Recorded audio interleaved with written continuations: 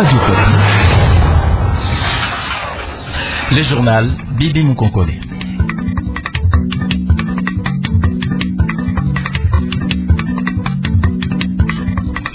La situation est au calme ce soir à Mweneditou. Des affrontements ont eu lieu ce samedi matin entre forces de l'ordre et un groupe des présumés miliciens de Kamwina-Nsapu. Dans ce journal, le coordonnateur provincial adjoint de la nouvelle société civile dans la Lomami donne des précisions à ce sujet. Exploitation sécurisée du gaz méthane du lac Kivu. La RDC et le Rwanda ont signé un projet bilatéral pour des recherches communes. Le projet est financé par le gouvernement hollandais à hauteur de 8 millions d'euros. 16e de finale aller de la Coupe de la Confédération. La formation de Sa Majesté Sanga Balinde a battu cet après-midi Al Hilal Olubied du Soudan par 1-0.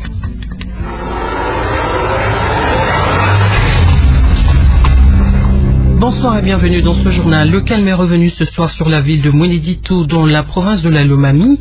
C'est après des affrontements ce samedi matin entre les forces de l'ordre et un groupe de présumés miliciens du chef coutumier Kamwina-Nsapu.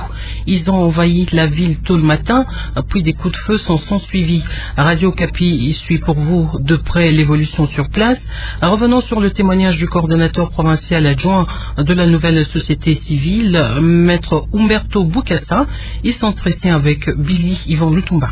À Mweneditou, aux environs de 8h, 9h30. Total 8, ils sont arrivés dans le quartier Chibangoupata, précisément dans les alentours du marché pour nous appeler camp. Personnellement, je les ai vus, 3 fillettes et 5 garçons âgés à droite de pas plus de 25 ans. Et ils avaient des balais, ils avaient des bâtons et une arme de fabrication locale. Ils ont fait pratiquement 2 à 3 heures de temps dans la bifurcation au niveau du marché Kantou. Ils ont eu même à immobiliser le chef de quartier pendant un temps et puis il a été libéré. Et le drame qui a été avec le premier groupe, là c'est dans les environs de l'OCC, non loin de la gare ferroviaire de Mweneditou. C'est là où il y a eu affrontement entre les miliciens et les éléments de force de l'ordre. Il y a eu même des dégâts et des pertes en vie humaine. Certaines sources diraient que le bilan voisinerait 18 morts. Le bilan était lourd du côté milicien. Nous avons aussi voir qu'il y aurait des balles perdues qui auraient, n'est-ce pas, atteint certains élèves. Donc le conditionnel est vraiment terrible. Signature hier à Gisenyi au Rwanda d'un projet bilatéral pour des recherches communes entre la RDC et le Rwanda. Il s'agit d'un projet de recherche pour l'exploitation sécurisée du gaz méthane du lac Kivu.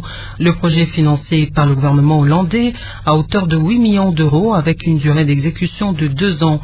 Le professeur Kacho Karume, directeur général de l'Observatoire volcanologique de Goma, explique la façon dont le projet sera exécuté et fustige en même temps le retard qu'accuse la RDC quant à l'exploitation du gaz méthane. Professeur Kacho Karume au micro de Christian Mapendano. C'est-à-dire que pendant qu'il y a exploitation de gaz, les études aussi se poursuivent, l'état du lac continue à être suivi, c'est-à-dire nous faisons le monitoring et nous voyons s'il n'y a pas changement de paramètres. C'est un projet de 2 ans, c'est-à-dire les études vont se faire pendant les 2 années. L'argent est géré par le Rwanda. Le Congo est en retard par rapport à ce qui est en train de se faire pour l'exploitation du gaz méthane et c'est regrettable. Tout ce que nous avons fait à son temps, c'est déjà faire la délimitation de différentes concessions gazières. Maintenant, normalement, le gouvernement congolais doit lancer un appel d'offres pour voir s'il y a des entreprises qui viendront pour monter des plateformes pour l'exploitation du gaz méthane. Dans l'actualité également, une délégation du Fonds national d'entretien routier FONER séjourne à Béni depuis quelques jours pour la mise en place d'un système de paysage routier dans la partie est de la RDC. Selon le directeur de coordination des directions provinciales du FONER, dans quelques jours, des pèses essieux déjà installés seront inaugurés sur les axes routiers Butembo, Béni, Kasindi et Mavivi Mangina. D'après Mandé Baloufou, ces appareils vont permettre la réglementation du poids total d'un camion traversant la route et les ponts sur ces différents axes pour lutter contre la fraude de tonnage. Il parle de 56 tonnes par camion selon un arrêté gouvernemental.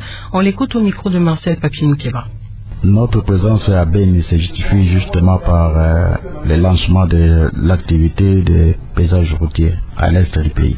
Donc nous avons des PSG mobiles que nous allons placer à Beni 1, vers Mavivi, il y a sur la route de Mangina, et à Butembo, au niveau de Kangote, et puis à Kassindi, à 2 km de la frontière. Les PSG que nous avons acquis auprès d'une entreprise belge sont mobiles. Et on va les utiliser sur le site avec la possibilité de les déplacer à chaque fois qu'on en aura besoin. Nous sommes en train d'appliquer un arrêté interministériel portant mesures de protection du patrimoine routier national. Dans le patrimoine routier national, dans la définition, vous allez trouver il y a les ponts et tout ce qui accompagne la route. Ça va permettre de réglementer le poids total qu'un camion doit supporter sur la route. C'est maximum 56 tonnes par camion avec une tolérance de 20%. Il y a une période de sensibilisation qui est prévue et pendant cette période-là, on va apprendre aux camionneurs de respecter les tonnages. Parce que si vous êtes en surcharge, vous devez décharger les surplus, la surcharge et continuer la route. Vous ne pouvez pas continuer à faire la route avec un camion surchargé. La période suivante, c'est qu'on va appliquer l'arrêté, on va faire payer les pénalités qui sont prévues dans l'arrêté. Ici à Kinshasa, la FEC, en collaboration avec la fondation Konrad Adenauer, a organisé hier vendredi la table ronde sur les investissements et la lutte contre la corruption en RDC.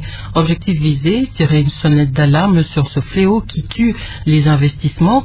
En effet, 148 millions de dollars américains se volatilisent chaque année en Afrique suite à la corruption, d'après un rapport de la BAD.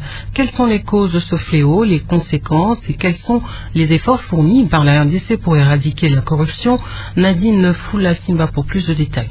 La FEC voulait réunir tous les acteurs concernés par la question de la promotion des investissements afin de réfléchir sur l'impact de la corruption en RDC, particulièrement son incidence sur les investissements. Philippe Fallès, président de la commission climat des affaires à la FEC, revient sur les motivations. C'est d'attirer l'attention sur la corruption qu'on doit combattre parce que ça empêche l'investissement au Congo. La corruption pourrit le climat des affaires. Pour l'Agence nationale pour la promotion des investissements ANAPI, la corruption tue les investissements. Michel Massoapi Kipindo, directeur du climat des affaires à l'ANAPI, explique. Lorsqu'un investisseur veut venir, vous lui demandez 30% par exemple.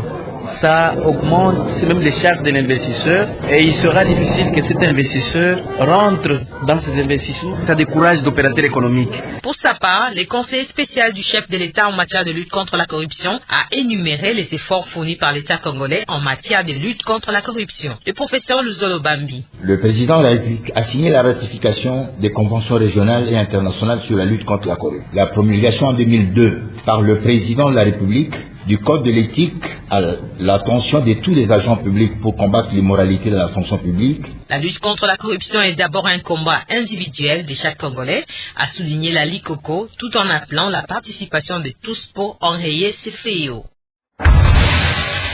Parlons culture à présent, trajectoire du français ici et ailleurs, c'est le thème qui ouvre la semaine de la francophonie à l'agence de communication événementielle Vous et Nous. Ce samedi à Lubumbashi, plusieurs activités sont prévues. Objectif, renforcer la culture dans le développement et l'accroissement de l'engagement des femmes et jeunes dans la création artistique, culturelle et numérique.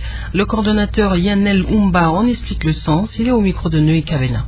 Nous allons exprimer les 10 mots que l'OIF lance chaque année à travers la danse. Il y aura une danse expressive, une danse qui va exprimer un message. La danse sera suivie d'une conférence débat et puis un échange entre le participant et l'orateur avec l'intervention de tous les autres francophones et nous allons chuter par une projection d'un film. C'est beaucoup plus avec le réalisateur francophone congolais. Réalisateur et louchois particulier. Réalisateur louchois prioritairement, je dirais oui, mais il n'y a pas que les réalisateurs louchois parce que si on se mettait à amasser les réalisateurs louchois qui sont acceptés sur les plans internationaux, eh bien nous ne serons pas organisés. C'est comme ça. D'ailleurs, le cinéma va tourner autour de la professionnalisation des réalisateurs louchois pour arriver à diffuser les films produits par les louchois sur les chaînes internationales. Et puis sport pour terminer, 16e de finale aller de la Coupe de la Confédération, la formation de Sa Majesté Sangabalinde s'est difficilement imposée face à Al Hilal Olobieh du Soudan par un but à 0. Un but inscrit par Pedro Kungemena à la 33e minute de la partie. Pour l'entraîneur des 100 et or de Mbujima et ses joueurs n'ont pas joué à fond ce match. Le Camerounais Egueya Ikwamfi, c'est au micro de Kanish Mukongo Chambouy. On a joué pratiquement, je peux dire, à 60% de nos qualités. C'est-à-dire que sur le plan tactique, on a mis un dispositif qui est allé jusqu'au bout, mais qui n'a pas finalisé les choses. C'est-à-dire qu'on voulait marquer 2 ou 3 buts. Malheureusement, on marque un seul. Je pense en toute sincérité que nous ne sommes pas disqualifiés. Et ça, je veux le dire de manière très claire. Nous irons là-bas au Soudan chercher la qualification. Même s'ils sont soutenus par l'arbitrage, comme on a vu tout à l'heure, je suis désolé de le dire, l'arbitrage n'a pas été correct. Sérieux, nous irons chercher la qualification au Soudan. Nous n'allons pas nous laisser intimider parce qu'on a gagné seulement par 1 but à 0. Je crois que le football reste un jeu. Je demande qu'ils aient tout le fair play possible pour nous permettre de jouer au football et rien qu'au football. Notez que Al Hilal Olobied et Sengabalinde se retrouveront dans une semaine au Soudan pour le match retour. Et c'est la fin de ce journal. Merci de l'avoir suivi.